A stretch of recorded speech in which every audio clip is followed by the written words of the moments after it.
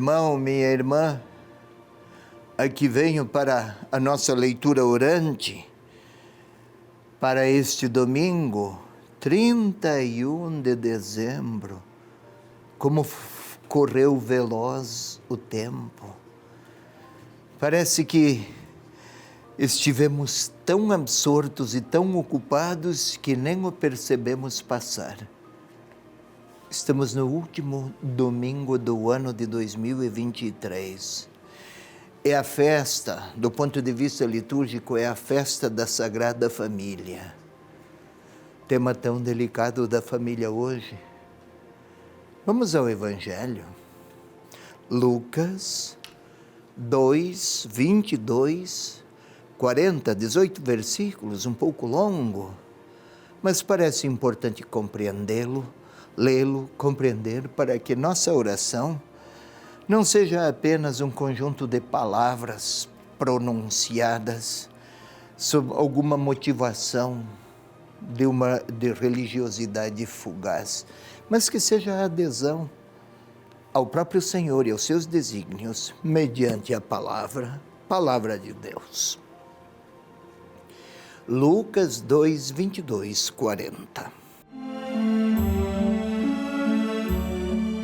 Quando se completaram os dias para a purificação deles, segundo a lei de Moisés, levaram-no a Jerusalém a fim de apresentá-lo ao Senhor, conforme está escrito na lei do Senhor. Todo o macho que abre o útero será consagrado ao Senhor, e para oferecer em sacrifício, como vem dito na lei do Senhor, um par de rolas ou 2 pombinhos. E havia em Jerusalém um homem chamado Simeão, que era justo e piedoso. Ele esperava a consolação de Israel, e o Espírito Santo estava nele. Fora-lhe revelado pelo Espírito Santo que não veria a morte antes de ver o Cristo Senhor. Movido pelo Espírito, ele veio ao templo. E quando os pais trouxeram o menino Jesus para cumprir as prescrições da lei a seu respeito, ele o tomou nos braços e bendisse a Deus, dizendo: Agora, soberano Senhor, podes despedir em paz o teu servo, segundo a tua palavra, porque meus olhos viram a tua salvação, que preparaste em face a todos os povos, luz para iluminar as nações e glória do teu povo Israel. Seu pai e sua mãe estavam admirados com o que diziam dele. Simeão abençoou-os e disse a Maria, sua mãe: Eis que este menino foi posto para a queda e para o soerguimento de muitos em Israel, e como um sinal de contradição.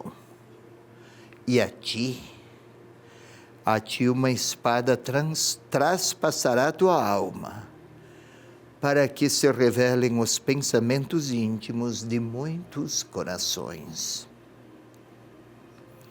Havia também uma profetisa, chamada Ana, de idade muito avançada, filha de Fanuel, da tribo de Aser.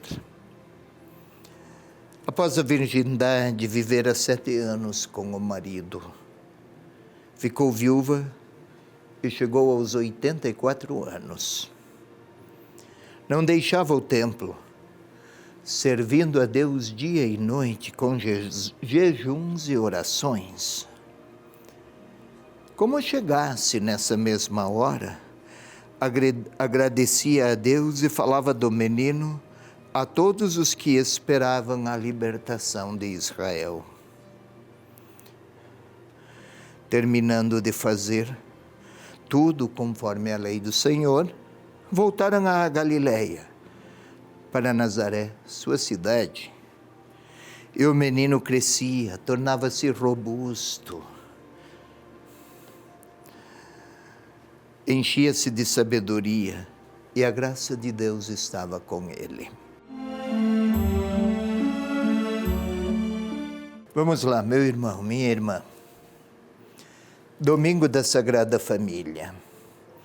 Para falar da família, eis aí a família. A mãe, Maria, o seu pequeno, nem fala de José. Um idoso, Simeão, uma idosa.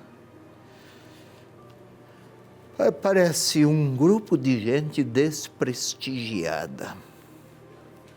Vamos lá. Completaram-se os dias para a purificação deles. Eles quem? Deles.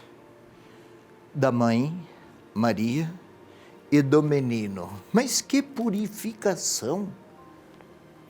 Naquela época, em todas as culturas do Oriente Antigo, quando alguém estivesse manchado de sangue, era necessário, para não atrair forças malignas que poderiam desgraçar a vida de alguém, quem estivesse sujo de sangue, era preciso fazer uma purificação religiosa no templo. Estamos naquela época. Todo o parto tem sangue, tanto a criança quanto a mãe passam por isso. É preciso purificar. Critérios da época. E lá foram eles. E todo o primogênito, sempre, desde os animais até os filhos, era oferecido a Deus em consagração. O animal era oferecido como gratidão ao dom de Deus e sacrificado. Não se fazia isso com a criança, evidentemente, mas daí havia uma oferta substitutiva. Se a família pudesse oferecer algo mais consistente, tivesse recursos, era uma ovelha, um cordeiro, se não 2 pombinhos. E aqui vão os pobres, lá de Nazaré. Passaram por Jerusalém, Belém está a 6 quilômetros. Estiveram lá, os dias do nascimento conhecemos. Então foram ao templo para os ritos todos. Havia um homem chamado Simeão. Aí entrou um personagem novo. Parece que interrompeu o evangelista a apresentação da purificação. Era esperado desde séculos aquele Messias. E ele chegara. Ninguém o percebera, a não ser aqueles que levavam consigo, tinham consigo a sensibilidade e as percepções de Deus. Quem está à procura de Deus percebe a sua presença. Quem não está à procura dele, por mais que multiplique os ritos, o templo, havia uma ritualidade imensa, nada perceberam. A não ser aquele idoso. Vamos observar aqui algumas qualidades. Era justo e piedoso. Justo é aquele que configura a própria vida segundo o querer de Deus. Ele esperava a consolação de Israel. Esperar. Por mais que fossem contraditórias as experiências e os sinais, ele nunca deixou de mover-se segundo a esperança. Um homem que foi sempre capaz de olhar para o futuro, segundo o que Deus lhes prometera, como alguém que tinha o povo de Israel com predileção. Assim era Deus. movido por Espírito. Nós em português dizemos pelo Espírito, mas na tradução, no texto original, movido por Espírito, quer dizer força. Movido por força de Deus, veio ao templo contemplar a salvação chegada. Como poderia reconhecer numa criança de 8 dias, impotente de tudo? Quem tem os sentimentos de Deus o reconhece. Quem procura um Deus cheio de onipotências e poderes, que arrasa com alguns e dá prêmios a outros, ficaria desapontado. Que ele percebeu. Também aquela idosa, 7 anos com o marido, não foi simplesmente 6 anos, 7 anos, um período, um tempo cronológico bem definido. 7 anos significa totalidade, viver a inteireza de si mesma, numa vida de comunhão com o marido, e agora 84 anos. 8 mais 4 é 12, que na cultura judaica representa o povo de Israel. Aquele idoso, aquela idosa fragilizada de tudo, a quem parecia que tudo estaria a se perder, porque a fragilidade chegara e não contemplaram a salvação. Ei-los agora, felicitando-se com Deus, por aquelas escolhas feitas,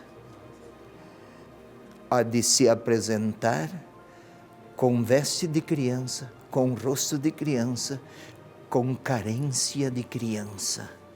Deus começou pequeno entre nós e nunca deixou de ser humilde, até que um dia pôs o avental e lavou os pés dos seus. Este é o modo de Deus se apresentar e de ser reconhecido.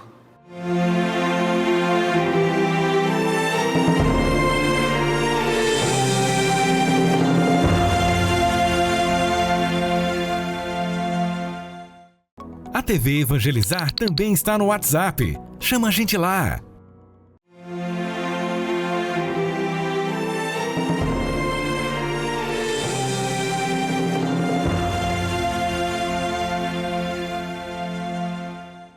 Querido irmão, querida irmã, passemos agora ao momento orante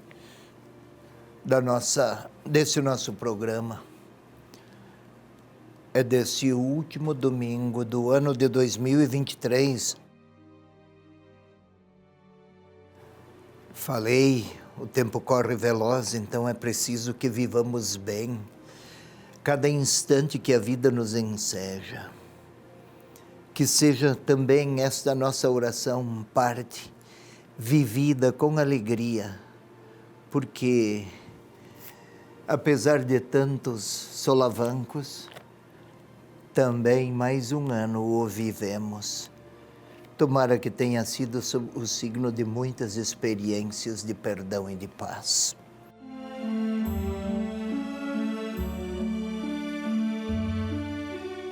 No início do momento orante, ou para podermos ser orantes, vamos pedir, antes de tudo, que o Espírito do Senhor venha participar dessa nossa quietude, ou da quietude que queremos buscar. Antes da oração, pacificados, respiremos com profundidade.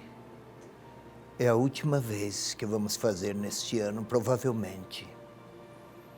Respirar com muita calma, pacificando a nossa interioridade, controlando os movimentos respiratórios, o ar que entra, o ar que sai, sem nenhuma pressão para receber o ar com afã, ou para expelir o gás carbônico, ar já contaminado. Que tudo seja linguagem física de uma condição espiritual. Respiremos com simplicidade e profundidade e lentamente. E agora vamos orar ao Espírito de Deus que venha participar desta nossa predisposição orante.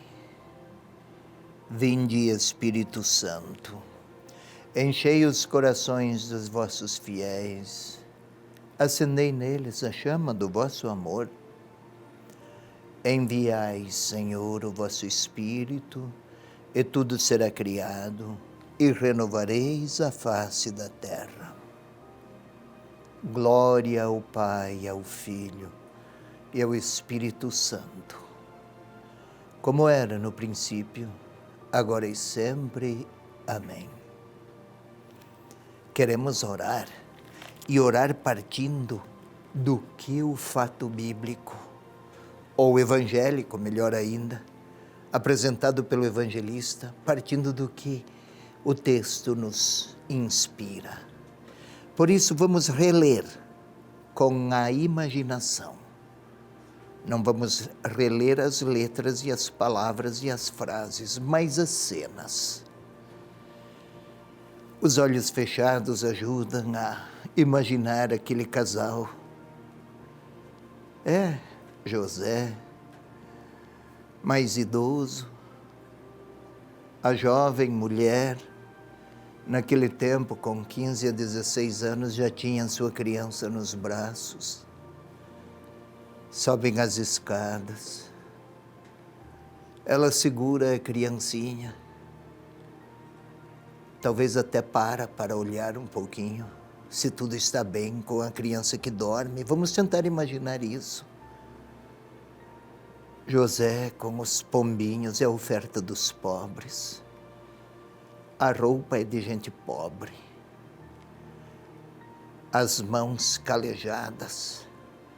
Nenhum luxo, nenhum capricho é possível. Tudo é muito humilde. Entram, subiram as escadarias, muita gente que entra, muita gente que sai. Grandes movimentações, multidões, e lá aqueles dois. Chegaram ao local da apresentação. Havia vários altares menores, com sacerdotes, e lá está o casalzinho. Tente imaginar isso. Uma cripta, uma capela, um canto de um templo. Os ritos, as ofertas, os pombinhos, é isso que eles podem.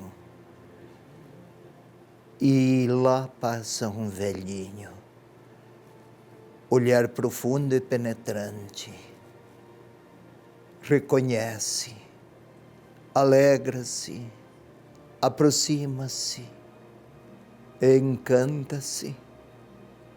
A jovem mãe nem sabe bem o que dizer. O homem, o pai, também fica admirado. Vamos tentar imaginar aquele bom velhinho. Simeão, barbas brancas, o que tem de cabelo também, já tudo é muito grisalho. Caminha com dificuldades talvez. Mas a alegria simpática não é a euforia de alguém vencedor, mas é o retrato feliz de quem percebeu que Deus não deixou sem respostas aqueles que nele sempre esperaram. Tente ver aquele vovozinho a tomar a criança nos braços, a olhar, quem sabe, com lágrimas nos olhos. Todos pensam que Deus, quando se apresentar, será poderoso, e eles estão a ver uma criancinha sem forças, fragilizada de tudo, mas oferecido a Deus. E junto com ele, aquela idosa, vamos tentar vê-la. Também ela caminha com todos os traços de uma pessoa alquebrada. Alegra-se ao seu modo. Festeja a proximidade de Deus. Vamos tentar contemplar aquele idoso a repetir, a cantar louvando o Senhor: podes deixar teu servo ir em paz. Ele não tem medo nem da morte. Agora que contemplou com alegria a fidelidade de Deus, podes deixar teu servo ir em paz. Quem vive bem, até na hora da morte, experimenta a paz. Lá está ele. Mas também diz a mãe: uma espada vai traspassar o teu coração ou a tua alma, como se traduz em alguns textos. Parece uma notícia ruim, parece uma notícia preocupante, talvez se afigure algo trágico. É o começo da vida do Filho de Deus, daquela criança. Mas ela olha a jovem mãe para o futuro. Quem sabe nem tenha compreendido bem o alcance daquelas frases. Mas ela olha para a criança e confia em Deus. Agora vamos nos colocar lá no templo. Talvez o velho Simeão está a olhar e a convidar-me a ir ver naquela criança o Deus prometido como Salvador que agora está lá no templo, justamente aquele lugar majestoso. Quem vem apresentá-lo é uma mulher, mãezinha, jovem, sem nenhum luxo. O marido, terno, afeiçoado, leal, mas tudo é muito pobre. E Deus se apresentou assim. Simeão quer me convidar, a mim e a você, que ora comigo, que nos alegremos com a presença amorosa de Deus, que tem traços da humanidade mais carente. Deus está precisando do meu afeto, está precisando da minha honestidade, da minha sabedoria, parecida com aquela de Simeão. Não para multiplicar milagres, mas para começar desde dentro de mim a alegrar-me, porque ele se deixou encontrar. Amanhã começa um novo ano.